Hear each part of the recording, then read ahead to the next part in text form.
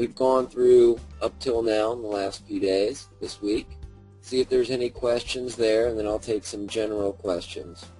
To begin with, we're still going through the setup steps, 1 through 4, and then 5 getting into parts, which we've talked about so far.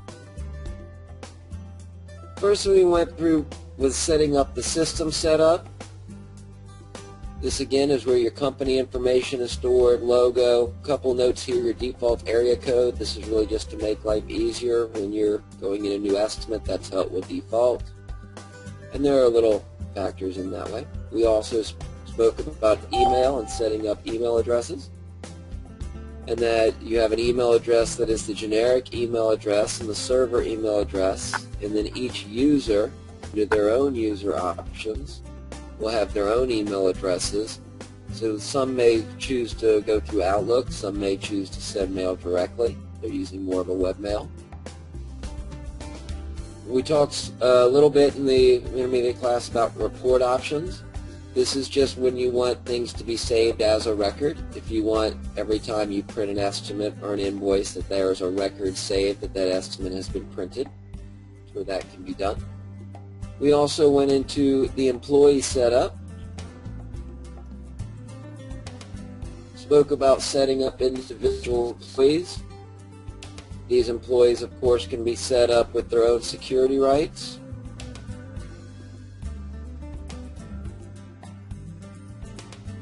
They can also be set up with other things, such as pricing levels, quick products. When you're on your home screen, there's your quick products list. These can also be defined by employees, as well as if you're dealing with commissions, commission plans, and what reports they see. This is a report grouping in the same way that right now I'm seeing this set of report groupings. That could be defined by employee as well. The next thing we spoke of was the accounting. For the most part in the accounting, we spoke of the liabilities of tax accounts, setting up the different sales tax liability accounts. You'll want to set one up for each county, etc. that you have. Then we spoke about products themselves. So if we went to setup, pricing setup, adjust product information setup, and we removed the products that we didn't want by going through and unselecting them. Once we wanted to remove all the ones that were there, we could go into Tools, Utilities, and Cascade Product Relationships, and anything that is unselected from here, or remove the parts that only belong to those. Then we went into the actual parts themselves by going into Pricing Setup, Adjust Part Information Setup. So far we've been dealing with costing till now, doing cost-based pricing, digital prints, wide format prints. We've predominantly been dealing with the roll stock, flat stock, equipment, and labor materials.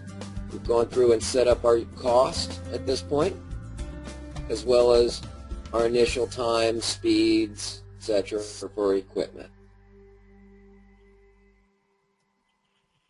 I have a question on the shop order minimum. There's two different ways of maintaining that. In the system setup, under next numbers, you will see I want the orders to the store, I want all orders for this store to be validated with a minimum order amount. Now this does not change the price to this minimum amount, nor does it actually require this minimum amount. It throws up a warning that says, are you sure you really want to do this? Because this order is under $50 or under whatever dollar amount you want. The next component to that is an actual minimum on the line item, because this is on an overall order without changing the exact price. In the product itself, where we talked about these particular products, setup, pricing, setup, all pricing setup, each product, so if I go into my wide format print product, on the pricing tab there is an advanced button. This advanced button, you can put in base minimums, subtotal minimums, per piece minimums. And so if I have a total minimum of $30, I can say that, or I can say I have a per piece of I don't charge at a minimum of $3 from here. This is on the individual line item, and this is on the order. Now the reason we don't have a field that doesn't force everything to be $50, there is a lot of service work being done, and a lot of people put in tickets, put a work order in without prices because of service and other things that are going to come back and be added later. And that's the general reason we don't default every order, every line item to a specific minimum. So that's part of the product and the system setup that we're talking about. Numbers. The next thing, we were still talking about the adjust part information, setting up the items, and then we went into an estimate where we did a simple estimate.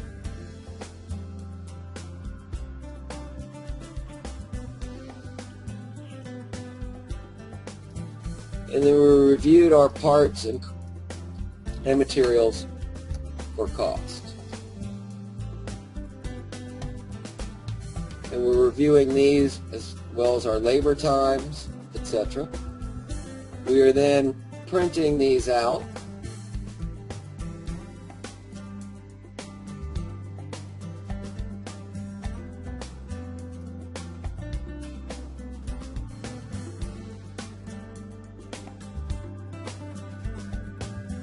With the parts on it. And then we're recommending that you run these through shop with similar orders, meaning they're just testing in Sirius, but they may be real orders in your other system. And therefore they can put in their actual values compared to our estimated values. And that way we will know soon enough whether we are correct on our print times and our print labors, etc. I recommend we split these apart when they think about these actual times as far as how much is in the setup of that, how long did it take to set up the printer, and how long did it run on the printer. If you can mentally make that distinguish, it'll make it a little easier when you get into the parts themselves. We talked about opening those parts both from the part window directly on the order, right mouse click, view part,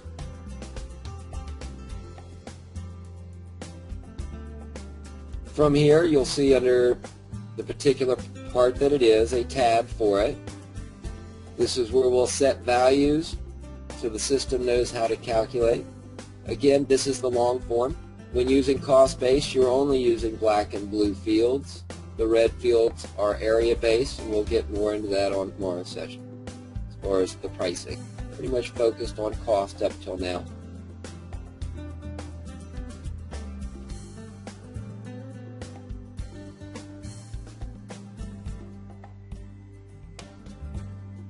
The next thing we talked about a little bit in the intermediate classes, we're setting up these parts and part groups. So if I'm in this particular estimate or invoice, or if we wanted to create a new particular part or part category, we can do that strictly by going into the part itself. I'll just pull up the order. You'll notice in this wide format print product, we have a material type category. That material type category is linked to the categories of parts in the system. We can add to this category list if we add the categories, parts, and the list itself. A little bit about that. So in that case, if we're looking at a part setup, go to my parts. Depending on what you want to create,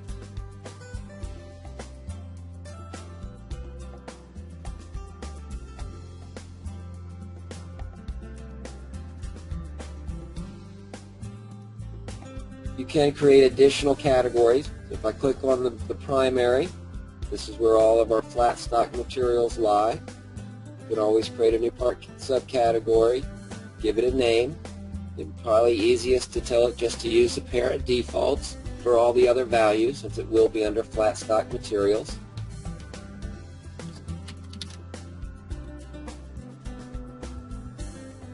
We spoke about you really don't want to create any new parts.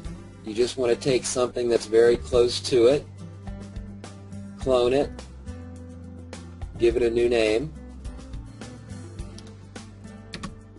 and change the category to the new category that you have, therefore creating a structure like the one that's in the system. Then we went through creating the list for this structure, which if we're in the pricing setup down the left hand side, you'll see selection list. We're in the flat stock area, so this category for flat stock.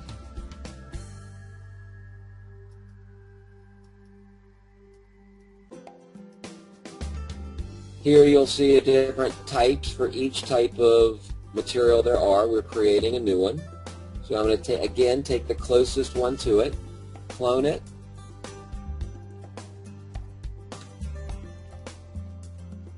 then you'll notice it's a dynamic link.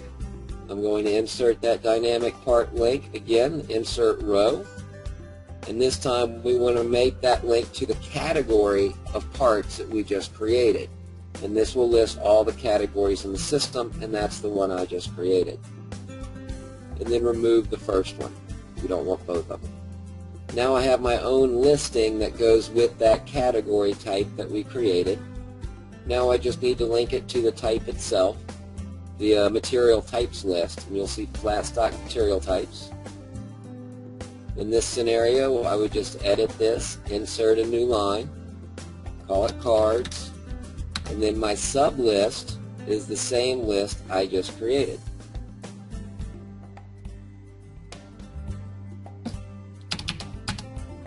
And you can select it as well. You can either type it in or select it. And you'll notice it's just in line with what I'm looking at. I can then rearrange this or sort it alphabetically. And now in an estimate, I'll have that option that I've added. Of course, that card would need the rest of its options filled in like any other material, its cost, its size, etc. But if you clone something that's close to it, it would still be there. So in my wide format prints, I now have material type for cards, and that particular part is there.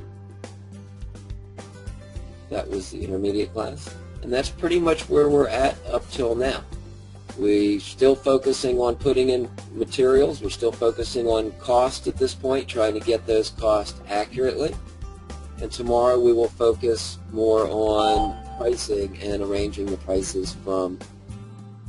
Any questions or any areas that we've discussed that I should go into more? Rob, could you do a little additional explanation of modifiers and add-ons, just kind of a review? So I just want to get the concepts down as well as possible. Sure. We'll talk. Well, I do have a session next week on it, but I will touch base on it. In the products, you have modifiers. So anyway, each product, they're called add-ons. These add-ons are questions that can be asked and billed accordingly. They're like very small products. Okay, these modifiers can be added to any other product in the system as an add-on. So these modifiers are created. We are in the setup, pricing setup, all pricing setup. You'll see under supported components modifiers. These can be set up to pull parts just like a particular product, or just be defined a pricing. In this case, you'll see some examples like additional lamination labor. All this is doing is pulling a part of my lamination labor based off of how much I've told it. This is just a question, pull additional labor. There may be other ones that may be like rush charges that are actually priced on a percentage. So therefore, rush in this scenario is taking my base price and multiplying it by 0.15, which is adding 15% of my base price for this rush charge. So they can be check boxes, numeric spinners, or a drop-down list So they're selecting something in the same way we select something in the system. That's generally it. And how you price it can be based off the parts or just a formula such as this. Then you're telling it which products they're associated with. So if I create a modifier or an add-on, you then tell it what products it's used and when is it used, just like we do a part. Parts is the parts linked to this modifier in the same way they are linked to products. The modifiers are linked to the part, so if you choose the part, it brings in the modifier? No. That's saying that this modifier pulls in this part. So if I wanted rush charge to automatically pull in a labor, because right now I have no labor associated with it, I'm just pulling in a charge. But maybe I want to pull in some form of, because it's a rush, I know I'm going to have so much extra labor, just as an example. Well, then I could go in and say, bring in a labor charge. We'll just say it's going to take a little more layout labor because it's going to break up my whole production flow. Then how much am I using of this would be like 15 minutes in hours. That would be it. Just add 15 minutes in hours. I could say times quantity applied if it was a number. I could say etc. And then it will, anytime I say rush, it would pull this part in and use 15 minutes. Okay, I see that. Thank you. That's helpful. Any other questions, especially relating to the setup? Hey, Rob. Go ahead. I have a question. If on a product, and I think you set me up with this, if I'm using a list value for a flat stock material for the product calculation of just grabbing the price of the product, can I use a dynamic list to make that link on the product, or does it have to be a link with all the products listed in the list? Let me just verify. There are two ways of doing things, just so that people understand that are listening. Right now, this dynamic list that we've created for this aluminum type is generally anything that isn't being filtered out. So any aluminum I add to this category. However, these filters down the left-hand side are then going to apply to everything in the list.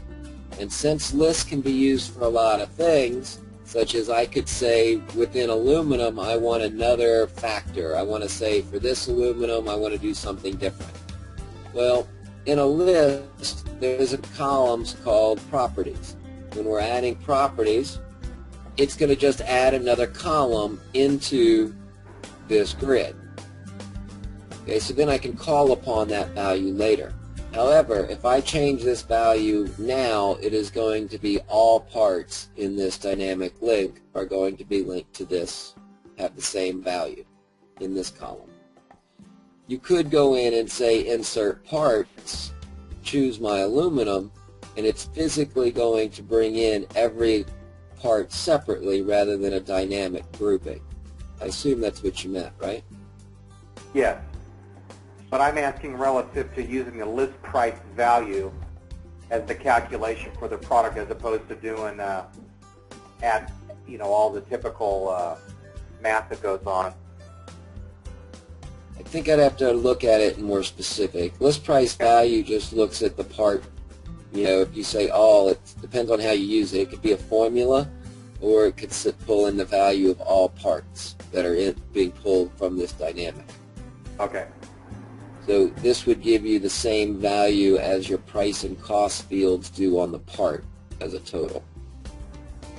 Any other questions regarding anything at this point? Yeah, would you touch on station setup? Is that going too far out? I will for a minute. But basically, in the setup, now there's two different. If you're in 5.1, it's slightly different than 4.6. I'm in 4.6. Right now, it's in 4.6. It's in system setup. In 5.1, you'll see it called production setup. It's a separate button, but it's a separate same option. You'll come down to production, and then stations. This is a listing of all the stations that are currently in the system. You can show inactive or not inactive. You'll notice there are some such as design, This is your primary category, and these are the subcategories. In this case, the subcategories by default will typically be turned off, just because we don't want to throw a lot at you, a lot of people. But you can look at each category or subcategory and to say what it is, meaning if it's in progress. Do I use it only in WIP, or is it part of built and sale? Do I use it in an estimate? If you send things to design while still in the estimate phase, then you might want to use the estimate, that in estimating as well. Is it used on the line item or just the part? Now, time clock is when employees are clocking in and out. You'll see some in here that are simple, such as lunch, breaks, etc., that are strictly time clock type functions. You may also have them clock in and out on specific jobs. I'm not going to get into that right now. That's a little more advanced than we want to go. But you basically can set up the stations, and then when you're looking at orders or estimates, line items, you can then change those stations directly from wherever it needs to be. I was going to ask you, I may have missed this somehow. At what point do you designate in the system that the job should be in a certain station for 8 hours or one work day or whatever, and where do you schedule or tell the system what your hours of operation are and what stations, or what the hours of operation for the station are? Say a station's only open 3 days a week. That's not really how this is done. This isn't trying to tell you that you can fit this 15 minutes into another location between these two jobs. Now, it can do that to some degree, but it's not automatically scheduling everyone's work for them based automatically. I'm not thinking about that, Rob. What I was thinking about was if I take in a job and say that normally that job would be in-house, say it's just, let's make it really simple, just a simple print. And that print, we've promised the customer, that's kind of a 24-hour service. At what point do we tell this system that this particular type of product should take 24 hours, or do we? Different things. There's definitely on the totals tab of any order, there's a due date. Based off the products, you're setting up a default turnaround time, but that's different than scheduling. No, okay, well, I'm sorry. Then my problem is somehow I've missed out on that product turnaround time, or that part turnaround time. Okay, in an order, we talked about the products themselves. So by line item options, view product. On the wide format product, there's a production time, and it's 5 working days. And then your due dates will default based off of this, to the latest one in the order. Okay, so you can't pick blackout days or something? No, not specific. Just working days. Now, again, you can change it on every order. These are just the default times.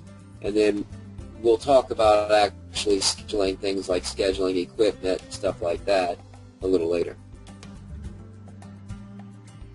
Well, thanks, everyone. We will talk again tomorrow. We'll get into pricing, both area-based and cost-based, tomorrow.